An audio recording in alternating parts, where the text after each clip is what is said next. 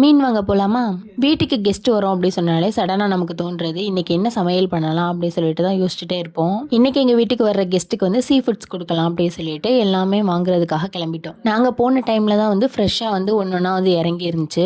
இறால்ல வந்து ஃப்ரெஷ்ஷாவே தான் இருந்துச்சு. அதனால வந்து 1 kg 1 kg 1 kg வாங்கியாச்சு. இறால் என்னதான் பார்க்க பெருசா இருந்தாலும் அதை உரிச்சதுக்கு அப்புறம் பார்த்தா கம்மியா தான் இருக்கும். 1 kg இறால் வந்து 600 ருபீஸ்க்கு சேல்ஸ் பண்றாங்க. உங்க ஊர் சைட்லாம் எவ்வளோக்கு சேல்ஸ் பண்றாங்கன்னு கமெண்ட் பண்ணுங்க.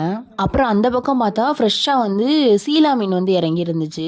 அது வந்து அவ்வளோ ஃப்ரெஷ்ஷா இருந்துச்சு. அந்த நறுக்கும் போதே வந்து ரத்தம் அவ்வளோ வந்து வெளியாச்சு.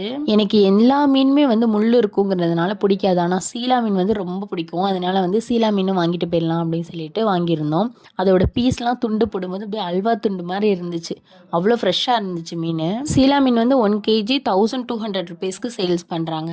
இனி என்ன எல்லாமே வாங்கியாச்சு. இனி வீட்டுக்கு போய் சமைக்கிறது தான் வேலை. வீட்டுக்கு போகிறதுக்கு முன்னாடி டீயும் கொஞ்சம் ஸ்நாக்ஸும் சாப்பிட்டுட்டு அதுக்கப்புறம் வீட்டுக்கு போயிட்டோம்.